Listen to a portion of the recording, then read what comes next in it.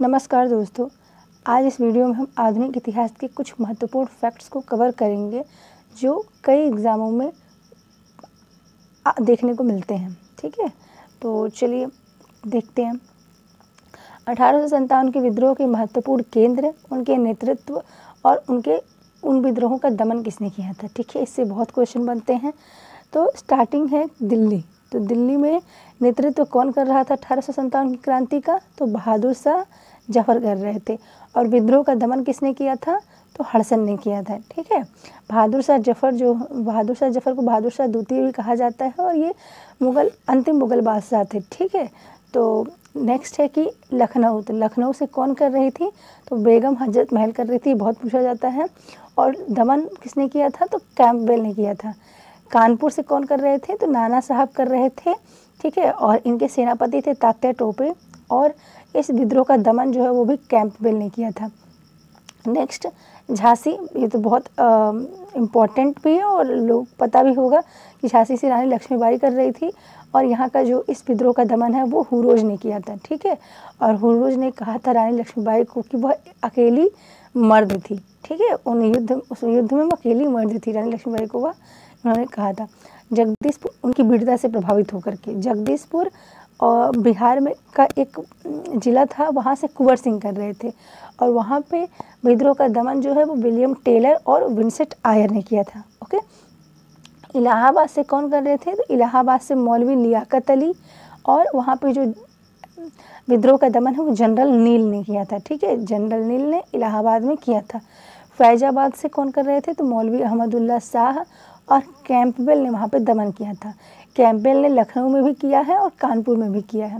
उसके बाद बरेली। तो बरेली में खान बहादुर खान कर रहे थे नेतृत्व और कैंपबेल ने वहाँ पे भी दमन किया था। ठीक है, नेक्स्ट कि गोरखपुर से कौन कर रहे थे? तो प्रतिनिधित्व। तो गोरखपुर से गजाधर सिंह और निजाम मोहम्मद, ये दोनों कर रहे थे और वहाँ की स्थानीय सेना ने ही विद्रोह का दमन कर दिया था।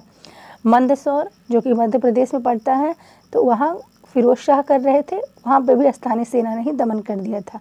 कोटा राजस्थान, जयदयाल एवं हरदयाल कर रहे थे, वहाँ पे भी स्थानीय सेना ने ही दमन किया था। नेक्स्ट है कि असम, यहाँ से भी क्वेश्चन बनते हैं असम से। तो असम से कंदपेश्वर सिंह कर रहे थे और मनीराम दत्ता कर रहे थे, यहाँ पे भी स्थानीय सेना ने ही दमन कर दिया था। ठीक है, कुल्लू जो कि हिमाचल प्रदेश में पड़ता है, तो वहाँ पे वीर सिंह और प्रताप सिंह कर रहे थे और स्थानीय सेना ने वहाँ भी दमन किया था। ठीक है, तो मथुरा से और मेरठ से ये दोनों भी क्वेश्चन पूछे जाते हैं। तो मथुरा से देवी सिंह कर रहे थे और मेरठ से कदम सिंह कर रहे थे। यहाँ इन दोनों स्थानों पे भी स्थानीय सेना ने ही विद्रोह का दमन कर दिया था। ठीक है, तो इन्हें तैयार कीजिए।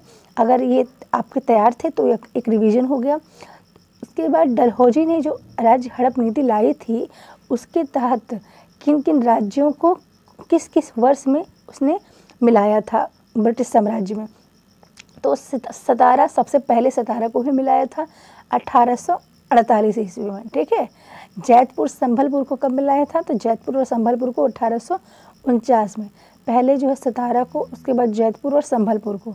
बघात, तो बघात को 1850 ईस्वी में। फिर है उदयपुर को, तो उदयपुर को 1852 में। ठीक है, याद रखिए, पहले सतारा को, उसके बाद से जैतपुर संभलपुर को, फिर बघात को, फिर उदयपुर को। झांसी को 1853 में। उसके बाद झांसी के बाद नागपुर को 1854 में, करौली को 1855 में और अंतिम में जो है उसने अवध को मिलाया था 1856 में कुशासन के आरोप में। ठीक है, और अंतिम जो अवध के नवाब थे वो वाजिद अली शाह थे। चलिए नेक्स्ट देखते हैं कि कांग्रेस के उदय से पहले की राजनीतिक संस्थाएं। तो लैंड होल्डर सोसाइटी सबसे पहले थी। मतलब लैंड होल्डर सोसाइटी भारत की प्रथम राजनीतिक संस्था थी। इसकी स्थापना 1838 ईस्वी में हुई थी और कलकत्ता में हुई थी। और संस्थापक कौन थे? तो भारतीय नेता और अंग्रेज सरकार से गैर सरकारी अंग्रेज भारतीय सचिव प्रसन्न कुमार ठाकुर और अंग्रेज सचिव कौन थे? तो विलियम काबरी थे। उद्देश्य क्या था? कि जमींदारों के हितों को आगे बढ़ाना। और महत्वपूर्ण कार्य, तो यह संस्था जमींदारों के हितों के साथ साथ अन्य वर्गों के प्रतिनिधित्व का प्रयत्न करती थी। दूसरा है ब्रिटिश इंडिया सोसाइटी। तो ब्रिटिश इंडिया सोसाइटी की स्थापना 1839 ईस्वी में लंदन में हुई थी। किसने की थी? तो विलियम एडम ने और अन्य अंग्रेज अध्यक्ष लॉर्ड ब्राउन ने किया था। क्या उद्देश्य था कि भारत में ईस्ट इंडिया कंपनी की नीतियों का विरोध करना। ठीक है, तो नीतियों का विरोध करने वाली जो संस्था थी वो ब्रिटिश इंडिया सोसाइटी थी। इस संस्था ने ब्रिटिश इंडियन एडवोकेट नामक अखबार निकालना प्रारंभ किया। नेक्स्ट है ब्रिटिश इंडिया एसोसिएशन, मुखपत्र हिंदू पैट्रियट, 1851 में स्थापना हुई थी, कलकत्ता में हुई थी। ठीक है, और देवेंद्रनाथ टैगोर और अन्य मिलकर किए थे, और अध्यक्ष कौन थे? राजा राधाकांत देव। किसके? तो ब्रिटिश इंडिया एसोसिएशन मुखपत्र के। इसका क्या उद्देश्य था कि ब्रिटिश भारत के सामान्य हितों को आगे बढ़ाना। ब्रिटिश भारत मतलब कि वह हिस्सा, भारत का वह हिस्सा जो कि ब्रिटिशों के कब्जे में था, और यहाँ के लोगों की स्थिति में सुधार करना। नील विद्रोह के लिए जो कमीशन नियुक्त करने की मांग करनी थी, जो नील विद्रोह हो रहा था उसके लिए कमीशन जांच करने के लिए यह मांग की उन्होंने। और 1860 में अकाल पीड़ितों के लिए धन एकत्रित किया। ठीक है, और 1860 में ही आयकर लगाने का इन्होंने विरोध भी किया था। इसने तो ब्रिटिश इंडिया एसोसिएशन मुखपत्र ने। नेक्स्ट है बॉम्बे एसोसिएशन। तो बॉम्बे एसोसिएशन 1852 में बम्बई में हुआ था। जगन्नाथ सरकार ने इसकी स्थापना की थी, और भारतीय हितों की सुरक्षा करना इसका उद्देश्य था। नेक्स्ट है ईस्ट इंडिया एसोसिएशन। तो बहुत इंपॉर्टेंट है ईस्ट इंडिया एसोसिएशन, 1866 में इसकी स्थापना हुई थी, लंदन में हुई थी। दादा भाई नौरोजी ने इसकी स्थापना की थी। ब्रिटिश जनता एवं संसद को भारतीय विषयों से अवगत कराना इसका उद्देश्य था। और 1869 में इसकी शाखा बम्बई में स्थापित हुई। बनी थी 1866 में लंदन में, लेकिन 3 साल बाद बम्बई में इसकी शाखा 1869 ईस्वी में स्थापित हुई। नेक्स्ट है भारतीय राष्ट्रीय कांग्रेस के महत्वपूर्ण अधिवेशन। तो भारतीय राष्ट्रीय कांग्रेस की जो स्थापना है वो 1885 में हुई थी, और A.O. ह्यूम के द्वारा हुई थी। ठीक है, अब 1885 में जो है उसकी अध्यक्षता किसने की थी? जो बम्बई अधिवेशन हुआ था, व्योमेश चंद्र बनर्जी ने की थी, इन्हें W.C. बनर्जी भी कहते हैं। कार्य क्या था? तो इस अधिवेशन की उपलब्धि क्या थी कि कांग्रेस की स्थापना A.O. ह्यूम ने की थी, ह्यूम द्वारा किया गया था, और 72 प्रतिनिधियों ने जो पहली बार बैठक हुआ था कांग्रेस का, उसमें भाग लिया था। दूसरा जो है वो 1886 का कलकत्ता में हुआ है, कलकत्ता अधिवेशन। दादा भाई नौरोजी ने उसकी अध्यक्षता की थी। ठीक है, दूसरा कांग्रेस अधिवेशन की अध्यक्षता दादा भाई नौरोजी ने की थी, और इसी में डफरिन ने कांग्रेस के सदस्यों को उद्यान भोज दिया था बैठक के बाद। नेक्स्ट है कि 1887 में तो मद्रास में बदरुद्दीन तैयब जी ने किया था, और इस अधिवेशन में 11 प्रस्ताव पारित किए गए थे, मतलब स्वीकृत किए गए, और इस अधिवेशन में सब्जेक्ट्स कमेटी का गठन किया गया था। तो बदरुद्दीन तैयब जी पहले मुस्लिम नेता थे जिन्होंने कांग्रेस अधिवेशन की अध्यक्षता की थी। उसके बाद 1888 में इलाहाबाद में हुआ था अधिवेशन, और जॉर्ज यूले ने किया था।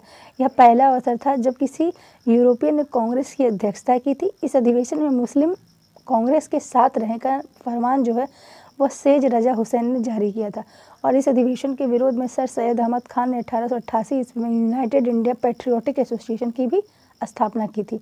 ठीक है, सर सैयद अहमद खान शुरू से ही भारतीय राष्ट्रीय कांग्रेस के विरुद्ध थे। नेक्स्ट 1898 ईस्वी में, तो 1898 ईस्वी का जो अधिवेशन है वो मद्रास में हुआ था। आनंद मोहन बोस ने इसकी अध्यक्षता की थी। इस अधिवेशन के दौरान जो है कर्जन वायसराय बन करके आया था, और गया कब?